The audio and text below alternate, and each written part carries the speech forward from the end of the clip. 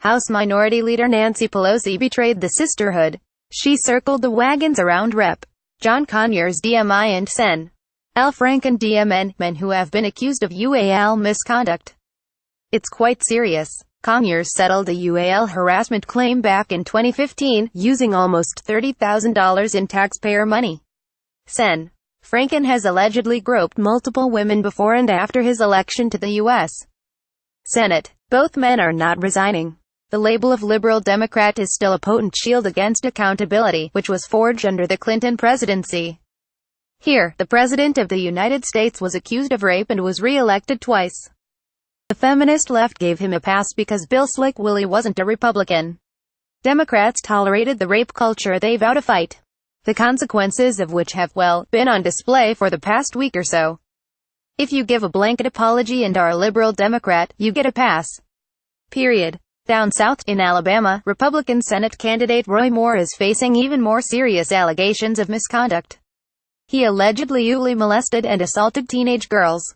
Everyone is telling him to drop out. Frankly, it's probably for the best, but I can see why he's sticking around. Alabamans don't like people telling them what to do. He won the primary, and see if Conyers and Franken can stay, why can't I? It's a gross double standard. Yes, there are varying degrees here, with Moore's accusations being far more serious, but it still doesn't mitigate the fact that all three men have been accused of UAL harassment misconduct. And yet, only the Democrats are allowed to keep their jobs. You can see how this whole game of double standards has infuriated the right. Nancy Pelosi, who called the Title X rollback a shocking attack on women, citing due process in her defense of Conyers as some grade high-octane chutzpah, neon taster. At Neon Taster November 26, 2017 with this dithering, the moral high ground, if there ever was one on this issue, and I don't think there ever was one, has been lost with Democrats. Pelosi's interview with NBC's Chuck Todd on Sunday's Meet the Press captured the final fallop airing on Meet the Press earlier in the day. House Democratic leader Nancy Pelosi urged due process before making conclusions about Rep. Conyers, saying the congressman is an icon who has worked to protect women. We are strengthened by due process. Just because someone is accused, and was it one accusation? Is it two? Pelosi asked. John Conyers is an icon in our country. He has done a great deal to protect women. Violence Against Women Act, which the left, right wing, is now quoting me as praising him for his work on that, and he did great work on that, she added. But the fact is, as John reviews his case, which he knows, which I don't, I believe he will do the right thing. When asked specifically whether she believes the accusations against Conyers, Pelosi said, I do not know who they are. Do you? They have not really come forward. She repeatedly said that she wants to see the House Ethics Committee investigation of Conyers play out. On Meet the Press, Pelosi was also asked whether she would accept an apology from Democratic Sen. Franken of Minnesota, who has apologized after being accused of unwanted touching from multiple women, if no other accusers surfaced. His accusers have to accept an apology, Pelosi said. The victims have some say in all of this, as well. And that has happened in the past.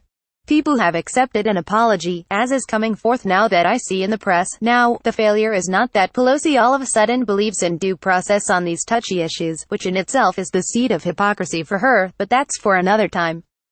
It's that fact she made Conyers the victim here, which is something that liberal publications, not conservative ones, pointed out. Laura McGann of Vox ripped Pelosi for being that woman, the one where there is a special place in hell for not supporting other women. A flashback to Madeleine Albright's outburst over the lackluster showing of female support for Hillary Clinton. Basically, becoming an enabler of UAL harassment in the workplace due to these remarks.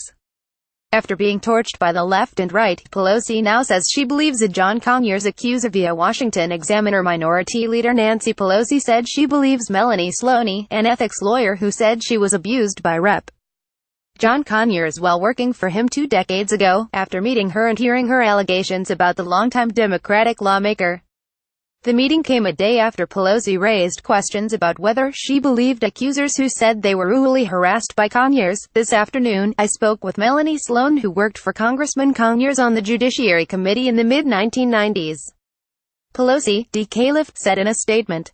Ms. Sloan told me that she had publicly discussed distressing experiences while on his staff. I find the behavior Ms. Sloan described unacceptable and disappointing. I believe what Ms. Sloan has told me. Pelosi blamed the non-disclosure rules for reporting harassment as the reason she has not yet spoken to all the women accusers. Yeah, the timing is interesting.